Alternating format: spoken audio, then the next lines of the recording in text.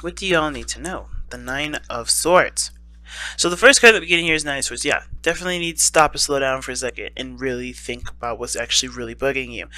And I think a lot of you guys already know, but the problem is that a lot of the times when we have a base worry, that base worry can, manifest itself in our brain and create a beautiful problem tree. Okay, so we already have the tree growing, right? The problem is to, like, arisen from the grass, arisen from the ground, and then another idea of what could spawn from this problem not being fixed creates a branch, and then another branch of that another problem. It could be a totally different scenario, and it just branches off into become this flourishing, beautiful tree of disaster.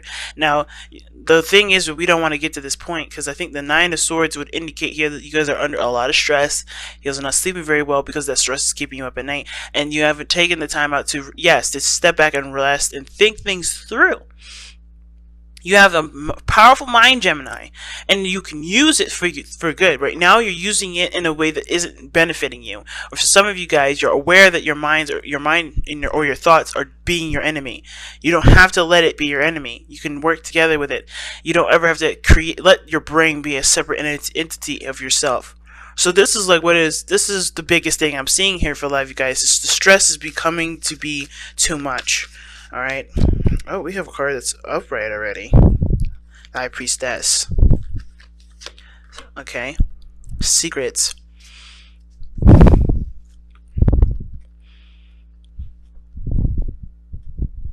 Something tells me that you guys already know the answer to what will fix your problem here with the Nine of Swords. And it may have to do with being patient and not actually doing anything, which is the hardest part. That's what stresses you out. There's actually no action that's needed to be taken. And because there is nothing to do, it makes you worry. Because you're not in a situation or in a position to actually move or to do something that would cause something. What's stressing Gemini out? Can we get something to understand what's stressing Gemini out? What is stressing Gemini out completely? What is stressing Gemini out?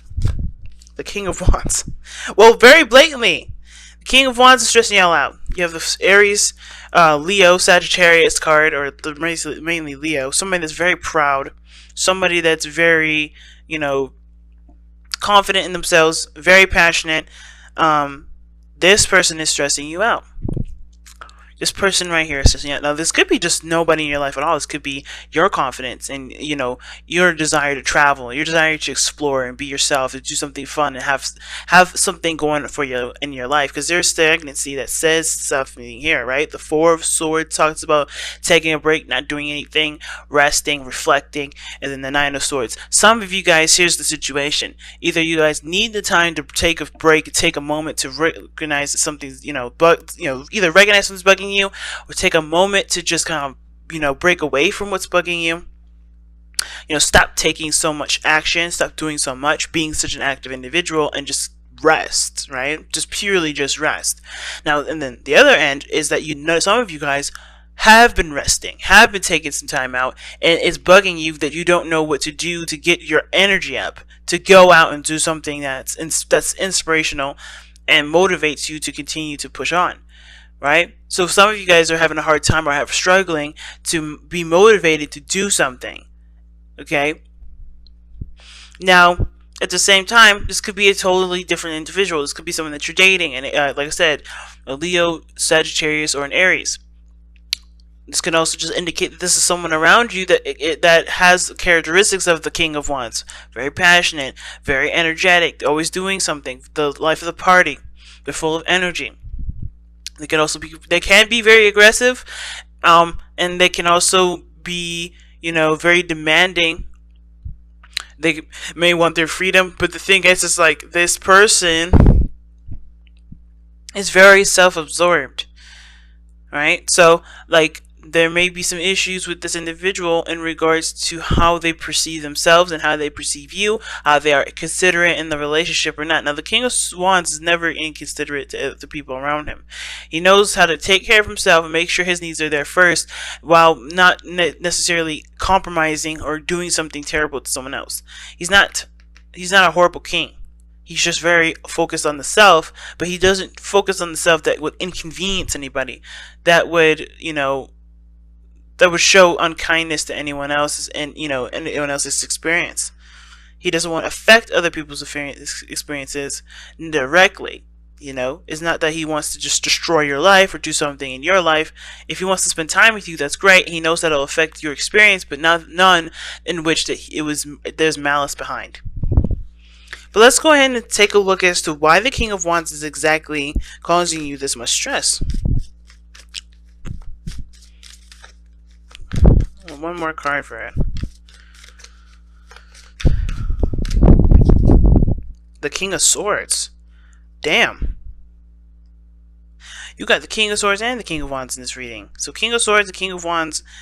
The reason why the King of Wands is giving you a headache is because of the King of Swords. Now, the King of Swords could be you too, Gemini. It could be you, or Aquarius, or a Libra. But the thing is that maybe this person has gotten cold. This person is not active anymore. This person is not taking action. Maybe this person has kind of resided a little bit to kind of become very defensive and very argumentative and very aggressive. I already said aggressive twice. It could be that this person is not really making a lot of sense. Okay? Because I think how this works is that this person may have a lot of energy, a lot of fire, a lot of passion, but they don't really commute. It doesn't really make sense to the King of Swords here. Okay? Some of you guys, especially those of you that are in the same-sex relationships here, this is going to indicate here that you guys are having a dynamic of logic and an emotion, right? Logic and just being. Someone's thinking too far ahead, someone's thinking too much, while the other one is not thinking enough. Right? The King of Wands would not be thinking. He's just like, okay, this is what I want, I'm going to go for it. This is what I believe in, I'm going to walk in my truth.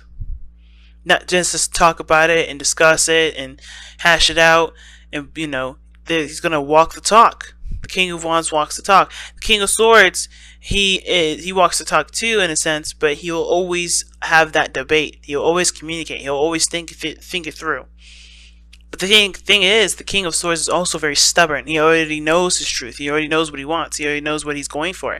And I feel like the King of Wands and the King of Swords can powwow together pretty well.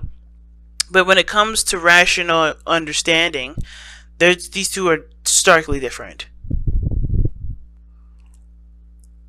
So, definitely a fire sign and an air sign energy, or just like the comprehending one another's understanding of things. Somebody doesn't make sense in this situation, or somebody is seeming like they don't make a lot of sense, but they're truly just following their heart. They're going by what feels right versus what is right. What feels right to them versus what is legitimately right. What moral code is up. Okay. Why is this? What is this? What is this? How is this affecting the love life specifically?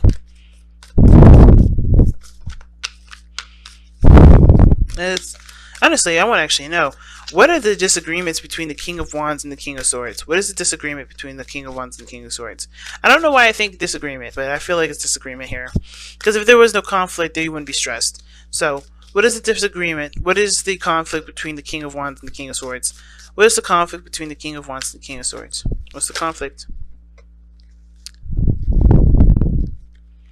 Oh wow, committing to love. The Ace of Cups. And the Hierophant.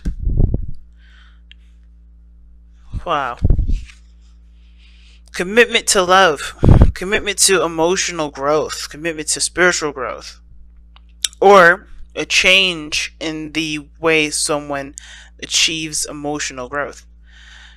It's interesting because I did a reading for a client, and the person was a Gemini, and they were in a same-sex relationship as well. But the problem that person was having was that they had been in a relationship prior that was very difficult for them to see any sort of potential, relationship with someone else if it wasn't already established to be, stable, committed, and so forth.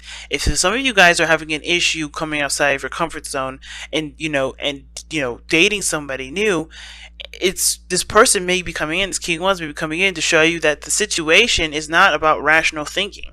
It's about going for what you feel is right. And a lot of times you're not going to have a certain situation just play out in the way you want it to. And it's not necessarily about what you want. It's more of like, is it possible? And a lot of times, especially with the individual I was reading for, it wasn't possible for that person to expect a committed relationship from the person the second they start dating. That was unrealistic. So the situation here is showing me is like some of you guys may be aware that what you guys have to do to have a beautiful relationship with somebody is to be yourself and to let time pass and let time just be, to grow that relationship. Real roots to put down in the relationship instead of just saying, okay, I'm not going to be with you unless you're really looking for a serious relationship. You don't know what you want from this person until you know who this person is. You got to give this person a chance. Believe it or not, like wands, fire, and air energy go along very well together, but you won't know how well it goes together until you spend the time to figure that out, which is why the Hierophant and the Ace of Cups is here. This is a growing process. This is about connecting with your emotions. I think for some of you guys, you've been detached from your emotions for a long time because it's been very painful to deal with or to remember or to even, have anything to do with love because of your past experience. But this person looks like they're going to be bringing in new energy, bringing in new life, and this person brings out a side of you that you can be happy with. But I think this also puts you in a position of being even more defensive because it's putting yourself at risk, right? It's a chance game. It's not necessarily, there's no guarantee that this is going to end in a way that you guys live happily ever after. But it doesn't mean it can't, just because there isn't a sign of it now. It takes growth, it takes time, it takes patience for it to grow out. And I see this in this relationship. I see this reading. You have to be yourself. You have to look and see who you are through this person. And you have to understand and see who this person is for you in this relationship before you can decide, is this the path that I want to go down? Is this person someone I want to live with for the rest of my life? Is this someone I want to marry? Is this someone I want to have kids with? Is this someone I want to live the rest of my life with? Period. And that is going to take time. And that's why I think this is why you have to kind of be patient here. I think this is why, either taking a step back to just slow down and relax, or to just go out and do it, take a chance, take a leap of faith, and, just see how it goes. It's better than just not doing it at all, and better than, just kind of cutting your losses, So, what is the overall outcome for Gemini? Damn, Judgment. That's the second opportunity. But Judgment with the Eight of Wands. You guys are getting 2 cards for everything that's being explained today. Underneath that is the Two of Pentacles. You have to make a decision about what it is that you want, what is of value to you. And I understand that there is this desire to settle down and just, you don't want to take anybody that's not going to truly settle with you, or, that's truly going to look for long-term commitments. You shouldn't be looking for it either. Not saying that, not to go after what you want, but like, you shouldn't expect everyone that you date to be as quick to get married and settle down as you are. And who's to say that this person is definitely for you if you don't take the time to get to know them?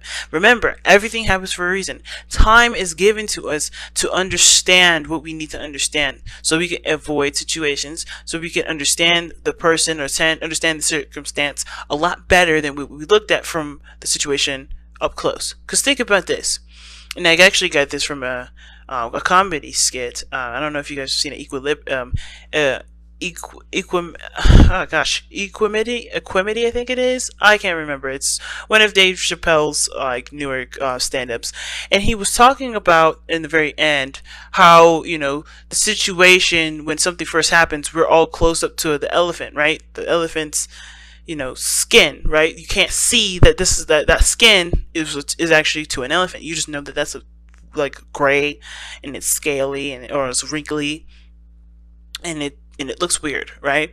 But it takes time for the situation to back itself out so you can see the whole picture, right? This is the same situation. You don't know everything when you first start out, and it's hard to kind of accept that because it's also requiring you to just trust the situation and see how it goes from there. But this is one of those situations where you just have to see. The situation is way too close up to your face right now to identify if it's an elephant or if it's if it's a rhino, right? You don't know, because they have the same kind of skin, right? But you don't know what kind of situation this is until time is given to it for you to be able to step back and see the whole picture, see everything from what it is, and see how it plays out in your world. So give it the patience that it needs, because what this last two is showing you is that this is judgment in the Eight of Wands. There's some sort of opportunity that comes up that requires communication. It requires the flow of progress, right? And I feel like it's not necessarily just communication, but it's also about moving forward. It's about taking the steps ahead and going for it. Not to completely just, just completely just cut something off, but giving it the opportunity that it's going to need, or giving it the time it needs to understand it, and go for it, and then change your mind later if it need be, because you always can change your mind. But it may be hard to change your mind, but it's definitely an option. Your back is never ever up against the wall, fam. Okay, so let's take a look at what oracle cards you have.